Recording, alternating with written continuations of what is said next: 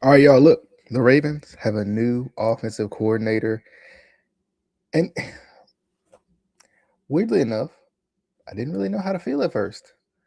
But as I've thought about it, given it some thought, gotten a little bit more excited about it, I feel like that's kind of the overall thought that I have had is excitement. There's something about this move that really makes me feel like I think this might be a good one. I think Jesse Minter might just be cooking. Let's talk.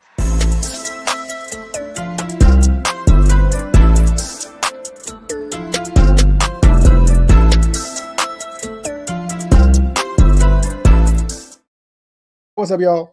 Welcome into the Be More Show. Back once again. Look, we gonna talk about yesterday. We gonna talk about Bruno. We're not. We gonna talk. We gonna talk. Listen, we're not gonna talk about the craziness of yesterday. But anybody who hung out with me yesterday and saw me struggle for 10 straight minutes, I appreciate y'all because y'all still was here trying to help me out. But look, I gotta let y'all know. I'm liking this move from Jesse Minter. I think Jesse Minter is really cooking with this staff. I think I'm just gonna put it to y'all like this. Jesse Minter is giving us exactly what we asked for, right? Jesse Minter really is giving us exactly what we asked for. We wanted change, right? We wanted new. We wanted fresh faces. We wanted young faces. We wanted faces that never had been into the building before, right? We still want faces you know. We want faces you trust. But at the same time, we want faces that's going to change the trajectory of this team. We want faces that's going to put this team over the hump. Shout out to Aces Ghost hanging out with Brandon. Shout out to you as always, hanging out with me. But look, y'all. I like this move. I like this move. Yesterday was yesterday. Today is today. We talking, okay? We talking real quick. Real quick, we gonna talk. I like this move. All right. Like I said, at first, I was kind of like, I don't really know this guy. But I think sometimes that's a good thing, right? I think sometimes that's a good thing. I think sometimes it's a good thing that you don't. I mean, here's the thing: we can't keep up with everybody. We can't keep up with every quarterback's coach and every offensive passing game coordinator. But here's the thing: a lot of people were looking for Kyle Shanahan tree, Sean McVay tree. But listen, we might have the Ben Johnson, Sean Payton tree right here, which is still good, still really good. It's interesting because the idea of bringing in Jesse Minter, right, was that he was going, and I said this before, and I'm going to stick to it, he was going to immediately fix the defense. So now you go over to the offensive side of the ball. You go over to the offensive side of the ball, and it's very, very interesting, right? The offensive side of the ball makes a lot of sense now, right? The offensive side of the ball is like, it's not that the offensive side of the ball has necessarily been a problem, right? I think there's been an issue with finishing. I think there's been an issue with third down efficiency, offensive line. That's another thing we're gonna talk about real quick right now as well. But I like this move. I like the idea that not only is Declan Doyle young, but that also gives you a little bit of longevity. But let me shout out to the live chat real quick, and then we'll jump right into it. Like I said, Brandon hanging out with me as always. Appreciate you, Marie, Christopher. What's up? What's up? My name's DJ. Nice to see you. What is my name? My name is DJ. What's up, Marie? How you doing? I think I said hey to you earlier. Shout out to you. I'm gonna go back to you because you got a football question, so I'll go back to you here in a minute. That's funny. Look, listen. Let's talk. Okay, so real quick, I'm gonna answer this and then I'm gonna get back on topic. The only reason the Patriots are going to the Super Bowl is because bonus purposes. Look, I agree. I'm not even going. I'm not. Going into that game, I felt like Denver. Denver was the better team. And I mean, honestly, if we could have got a couple more plays from Jared Stidham, you never know. You never know what we would have got. All right, but listen, let's talk. All right, let's talk. Look, Declan Doyle, the new offensive coordinator for the Baltimore Ravens. Also want to mention the new offensive line coach for the Baltimore Ravens and run game coordinator, Dwayne Ledford from the Atlanta Falcons. I want to mention this real quick. I like the idea of this guy right here. All right. I like the idea of Dwayne Ledford because Atlanta in sacks given up, top of the league. In run game, top of the league. So his expertise, easy money. Look, easy money. Shout out to Elon to be hanging out as well. I appreciate you. I know y'all are going live very soon as well, so go check them out. If you hang out with me the whole time, that's fine. But also go check out Yolanda B and Rogue Pod over there. I know they're going live here in a little bit as well. But real quick, we're gonna have this conversation, and I'm gonna get up out of here so y'all can go hang out with them as well. But look, I love it. I love both of these moves. Because Declan Doyle, I love it because this is a promotional lateral move, right? And I don't want to say too much, but this is a promotional lateral move. It's not, he was an offensive coordinator elsewhere for the Chicago Bears in Ben Johnson's system, in a system that really, we talking about a night and day system. We talking about from what we saw, the potential that we possibly saw from Caleb Williams in that offense year, in the year previous and Caleb's rookie year, we saw it completely come to fruition under Ben Johnson and under Declan Doyle. Now, why does he make because a lot of times, you're like, well, Clint Kubiak's not going to leave Seattle to become an offensive coordinator elsewhere unless he's just not calling plays. Well, that's the exact reason why Declan Doyle is probably making this move. He wants to call plays because obviously everybody wants to be a head coach in this league. We've seen it with Todd Monken, right? We've seen it, even, you go to Eric Bieniemy. This is kind of the comparison that I make with these two. Eric Bieniemy, right? Eric Bieniemy, he went elsewhere because he didn't have as much of a hand in the offense as he maybe did with the film, maybe did with making sure that Patrick Mahomes became what Patrick Mahomes ended up becoming, right? Eric Bieniemy was a big part of that. So, I think it's a very similar situation. Declan Doyle, very young, 29 years old, I think, which is the same age as Lamar Jackson, which is crazy. So there's probably a little bit of relatability there too. But I like this move because I think it creates longevity for what the Ravens want. Jesse Minter said something interesting, right? He said something interesting. He said, I want to win championships, right? He said, I want to win championships. Not just one. He said plural. I want to win championships. And I love the way he put that because, and with the moves that he's making, obviously he wants to be here for a long time. EDC said, hey, I want him to be here for 18, 19, 20 years. I'm probably going to be gone by the time he gets up out of here. That's what I want, right? And it's obvious Jesse Minter wants to put his stamp on the league as well.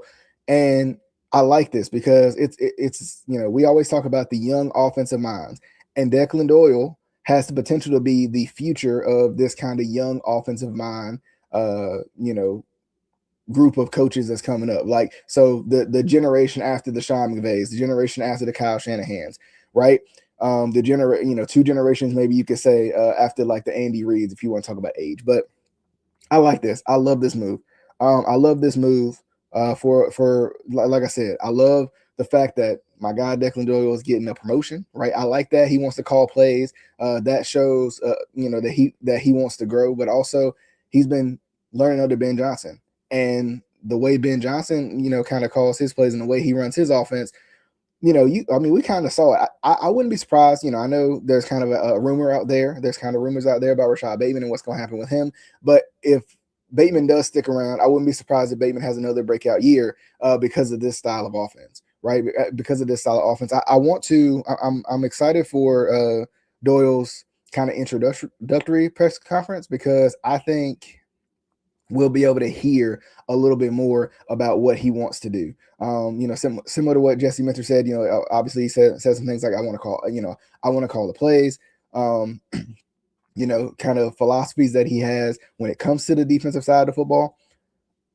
I want to hear what Doyle says because, that gave me a good insight into Todd Monken. Like watching Todd Monken call plays, in Cleveland and in Georgia, you saw that Todd Monken was like, hey, I'm going to get everybody involved, right? You ain't going to never necessarily know who's going to beat you, but at the end of the day, we're going to have an excellent offense. And we saw that. We saw Rashad Bateman, play very, very well. He was very close to 1,000-yard season in year one of Todd Monken.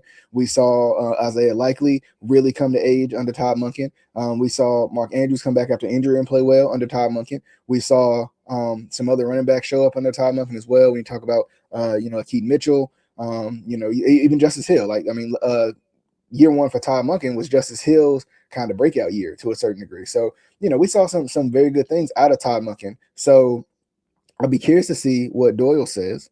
And kind of if he, I'm hoping he has an introductory press conference because I really want to hear what he says. Yeah, I'm sure they'll do some sort of interviews with him, even if he doesn't have a true official press conference. But I'll be interested to see kind of what his focuses are, right? What he wants to do, because EDC has talked about wanting some kind of big ticket items, which has been out of the ordinary, right, for Baltimore Ravens fans. And I think to see that happen, it would be very interesting. Now, shout out to Ravens News Daily on IG. I saw them put out a little bit of a teaser that maybe Khalil Mack might want to come with him, which would be interesting, right? Khalil Mack, I think is what, 34. So that would be an interesting one. That would be a big name, but also that would kind of be a similar Ravens move. I think, it'd be similar for the Ravens to bring in an older guy, who probably can still be productive. But also, like we talked about before, Jesse meant to crack the code on Odafe Owe. If he could do that, then I mean, we could see even more from Khalil Mack and maybe a Kyle Van Noy if he does come back, and Tavius Robinson and all those guys too, Mike Green, right? I think a Khalil Mack could be honestly a really good move for the Baltimore Ravens, especially because of the amount of talent they have on the defense and who is now the head coach. So back to this hiring of Declan Doyle. So I already said, I like the idea of the promotional lateral move, right? I like the idea that Declan Doyle more than likely wants to call plays, right? He wants to be an even more hands-on part of the offensive play calling system, right? I think that's good. I think the ability to work with Lamar Jackson, I think is going to be a lot of fun for him too, because Lamar Jackson is kind of one-on-one. So if you can, and here's the thing too, like it's going to build credit for him. For as much as I disagree with the idea that the Ravens need a unique offense, right? For the amount that I disagree with that, to work with Lamar Jackson, who is kind of a one-on-one type quarterback, that kind of shows like, hey, I can work with Caleb Williams, who can do, these crazy off-script plays. I can work with Lamar Jackson, who can, who probably can do, I'm not even gonna say can probably, who can do those plays and even better, right? I've worked with guys who've been veterans in this league. I've worked with guys who've been, second year players in this league, young players in this league. So, it's gonna be very interesting to see kind of how this plays out. And I'm kind of excited. I also like this too, because I think, and it's just my opinion, but I think that this creates a potential low turnover rate. Because, when you talk about wanting to win championships, you talk about wanting to be a dynasty. I've thrown that word around on this show from time to time, but you talk about wanting to be a dynasty, you talk about wanting to win multiple championships. One of the things that I think you need for that is a lack of turnover, right? A lack of turnover. I mean, even if you look at the Chiefs, for example, right? Andy Reid was probably the main guy calling the plays, but Eric Bieniemy had his hand in a lot of things, and Eric Bieniemy stuck around for a while to kind of build up his sweat equity a little bit in the league. So, and of course he's back now, which is ironic, but still, like, it's kind of interesting, right? Like, I think having a guy who's only 29, another aspect of that is, you kind of get to watch him grow up as an offensive coordinator. You get to watch him grow up as a play caller, and he might already have the knowledge already. I have full confidence right now in Jesse Minter, but I think that Doyle probably has the mind for the game already. But of course, like, I don't necessarily see guys taking chances on guys that are 29, right? Especially as their head coaches. So I think that honestly, hiring a guy that young gives him a chance to grow, gives the Ravens a chance to create a turnaround fast. Because what you don't want to rebuild, like, you don't want to completely blow everything up and have to rebuild. But at the same time, if you are going to rebuild in some form or fashion, which of course you have to do when you fire a head coach and you fire coordinators and other position coaches along with that, you don't want the rebuild to be too long, right? Like I said this in a few shows ago when John Harbaugh was fired. right? In that show, I was kind of mentioning, I was like, hey, like next year could be a wash, right? Not because the Ravens won't be good, not because the Ravens won't make the playoffs, not because the Ravens won't even make it far in the playoffs.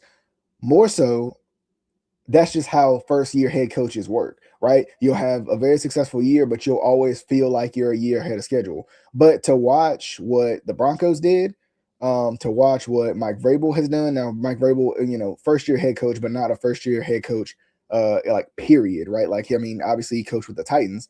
But still, first year head coach with a new team. That realistically, that core wasn't really, I mean, the core was intact, but um, there was a lot of question marks on that team with Jerome Mayo at the helm. So I, I don't know, y'all. Like I think I'm getting more confident. I don't want to get too confident because I don't want to get ahead of myself. But I'm getting more confident in the ideas of what Jesse Minter is putting out there that next year may not be a wash. And when I say a wash, I'm not saying that I don't think the Ravens could win a Super Bowl next year. When I say a wash, I'm basing it off of historically first year head coaches, especially first year head coach period, to win a Super Bowl. I mean, it's hard to do. I think there's like, I don't know, 4 or 5 guys who've done that before in the league. That doesn't mean that Jesse Minter can't. That doesn't mean that Jesse Minter won't. And that doesn't mean this team is built. It doesn't mean this team is not built for those type of things. I think this team is built very well. But I think I don't know if I necessarily feel as confidently in my previous claim that next year might be a wash. Next year might be far better than we could ever expect it because we've seen 1 year turnarounds before. And here's the thing, and I saw my guy Brandon got a comment. I'm gonna get to it real quick, but the thing about it is, think about the turnaround that Ben Johnson had with the Bears, right? I mean, and let me know if I'm wrong, but Ben Johnson in year 1 took the Bears from middle of the pack team to one of the best teams in the NFC. Not only at times being the number 1 seed and times performing, but also you can see it. You can see it on the field. They passed the eye test. They were one of the best teams in the NFC. But with youth, kind of like we talked about before, new head coach, all of those things combined, right? Completely overhauling that entire system.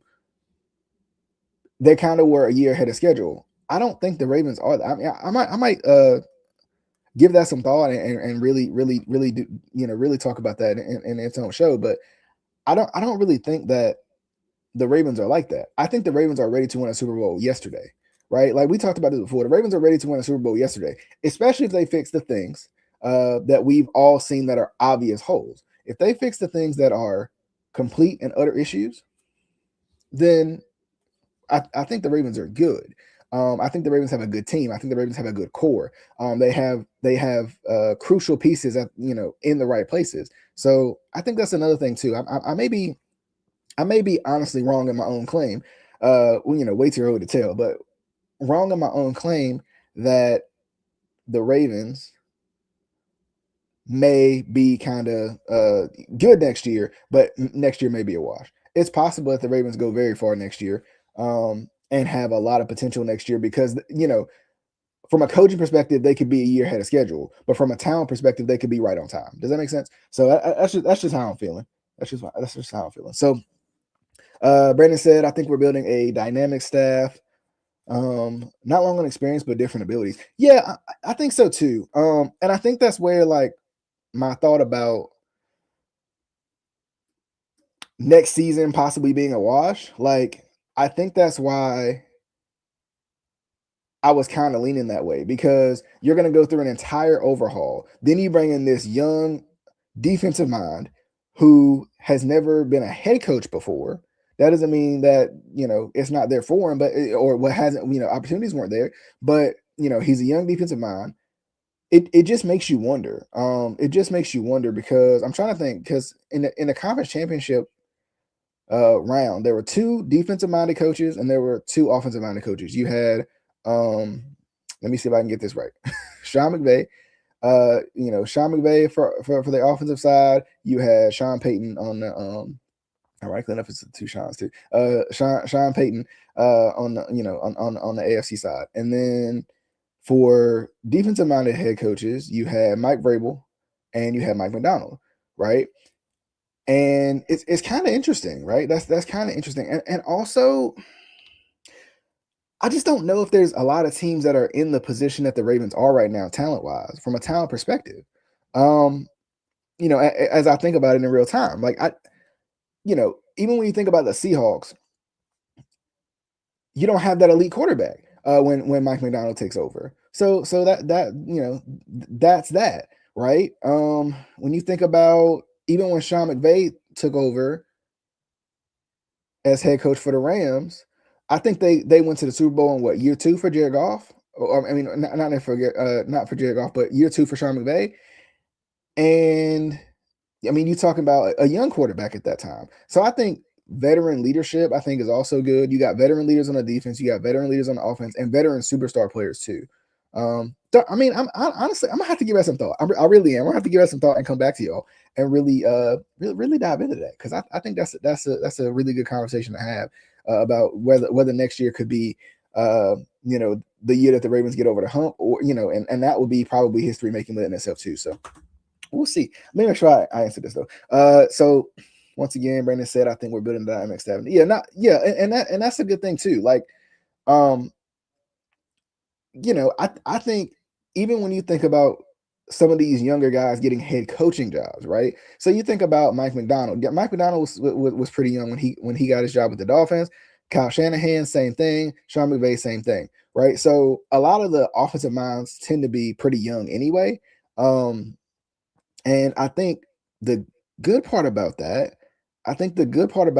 is we're gonna really watch these guys grow in real time, right? I mean, in the places where you truly need complete and utter excellence, I mean, you have the veterans there, right? I think even for Declan Doyle, I wouldn't be surprised if I don't know if T Martin's going to stick around, and I think Hendo and him are talking about that, but I don't know if T Martin's going to necessarily stick around. I would love to see him stick around because of the relationship that he has not only with Lamar Jackson but with this offense.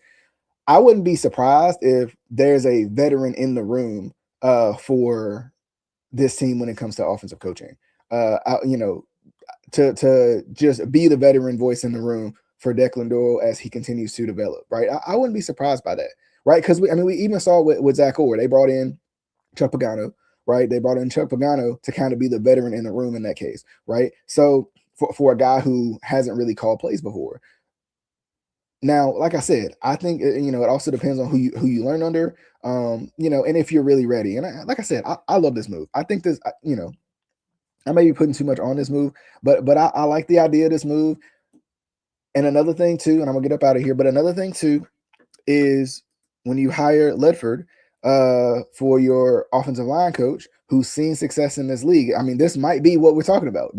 I might have just answered my own freaking question. Ledford's been around, right? Ledford's been around, has success pretty much everywhere he's went, right?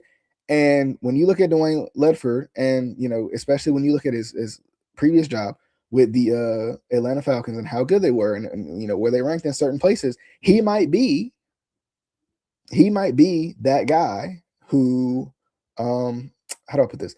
He might be that veteran in the room, right? He might be that veteran in the room. So honestly, and he's a veteran in the room in a place where you need it the most.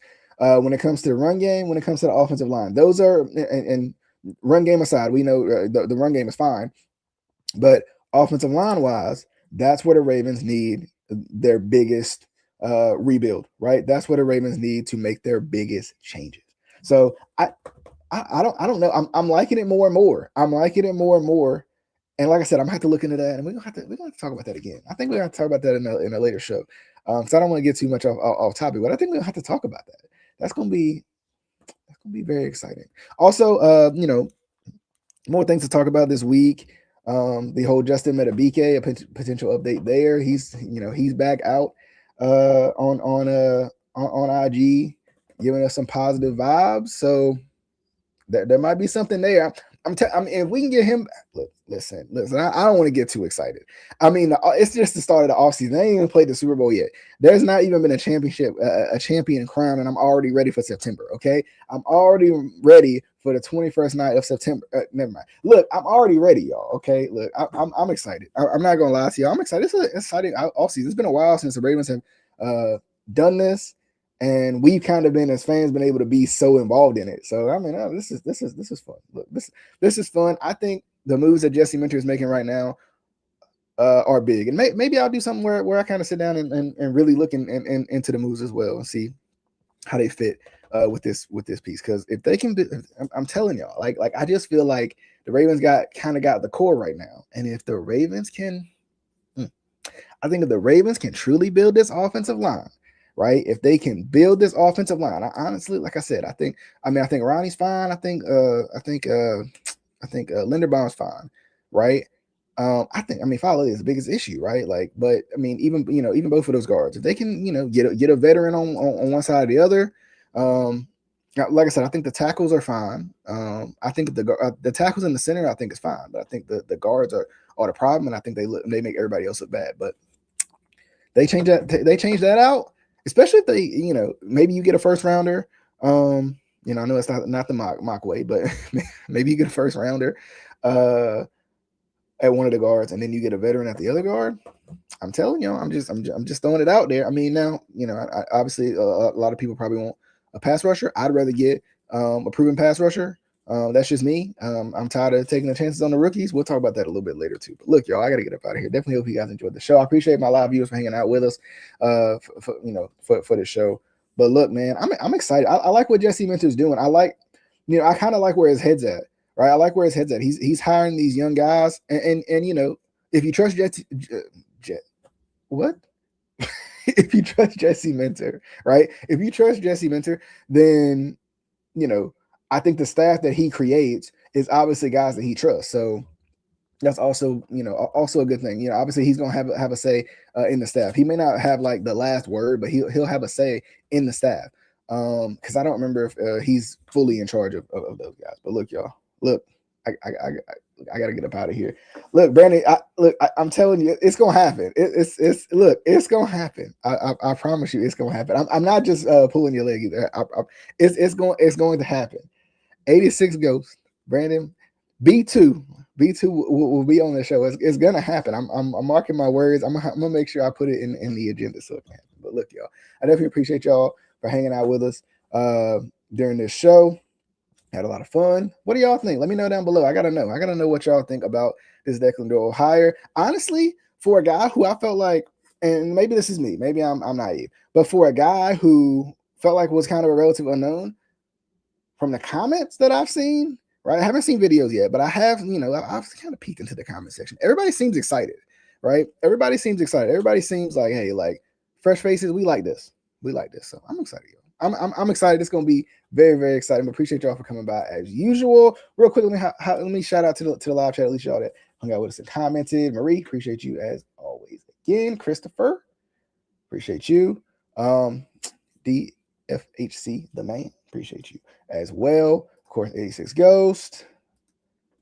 86 Ghost. Yolanda B was hanging out with us as well. Look, if you need more Ravens content, and you need it right now, Yolanda B and Hendo, they live right now, so be sure to go check them out as well. If they're not live and you watch this later on, look, if they're not live and you heard it, and you hearing this later on, be sure to check their show out anyway. So check out their most recent show. But look, y'all, hit that subscribe button if you haven't already. We're on the road to 100. Look, I'm going with it. We on the road to 100. Okay, we're on the road to her great stuff about TV before. Okay, see, that's what I'm telling y'all. See, like, I mean, I'm excited. Look, I'm excited. But look, we're on the road to 100, okay? We're on the road to 100. We're on the road to 100, okay? So that's what I'm gonna call it. Y'all can call it whatever y'all want to. We're on the road to 100 subscribers. We gonna build this thing, and we gonna have these conversations. We gonna talk. Look, we gotta get up out of here though. We always gonna have fun. I'll see y'all guys on the next episode of the Be More Show. Until next time, my friends.